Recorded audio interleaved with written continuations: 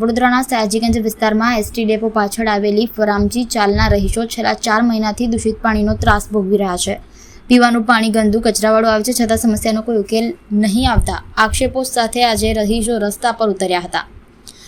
વિસ્તારના રહીશો વડોદરા શહેર કોંગ્રેસના મહામંત્રી વિજય જાધવને સાથે રાખીને મેયર પિંકી સોની અને મ્યુનિસિપલ કમિશનર વિરુદ્ધ સૂત્રોચ્ચાર કર્યા હતા. સ્થાનિક રહીશોએ જણાવ્યું કે 60 વર્ષથી અહીં રહીએ છીએ, પણ આવી સ્થિતિ ક્યારેય જોવા મળી નથી. 4 મહિનાથી દૂષિત પાણી મળે છે. બાળકો અને વૃદ્ધોની તબિયત બગડવાની પણ શંકા છે.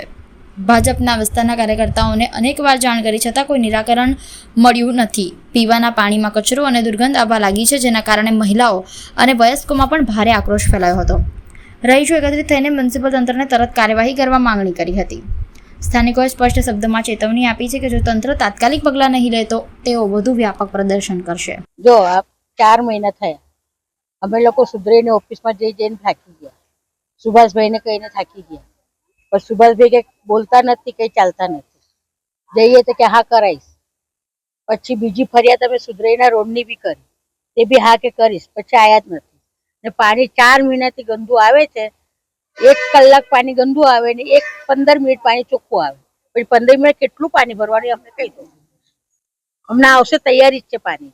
આપણે આ એસટી ડેપોની પાછળની એક ચાલી છે કે જે ચાલીની અંદર છેલ્લા 4 મહિનાથી ગટરનું દુર્ગંધ કરતું પાણી આવી રહ્યું છે. વિસ્તારના લોકો ત્રાહિમામ પોકારી ગયા છે. જે પણ રાજકીય નેતાઓના કાર્યકર્તાઓ છે એમને પણ અમને રજૂઆતો કરી, પણ આજ દિન સુધી આ સમસ્યાનું સમાધાન થયું નથી. આજે ખરેખર આપણા ચેનલના માધ્યમથી કમિશનરશ્રી અને મેયરશ્રીને એક વાત કહેવા તો માંગીશ કે વડોદરા શહેરને સ્માર્ટ સિટીની તમે વાતો કરી રહ્યા છો, પણ આ એક વિસ્તાર એવો છે કે 4 મહિનાથી ગંદુ પાણી આવે છે, લોકોને ગટરનું પાણી પીવાનું થાય છે. એટલે આની સમસ્યાનું વહેલી તકે નિવારણ લાવે એ જ હું માંગ કરું.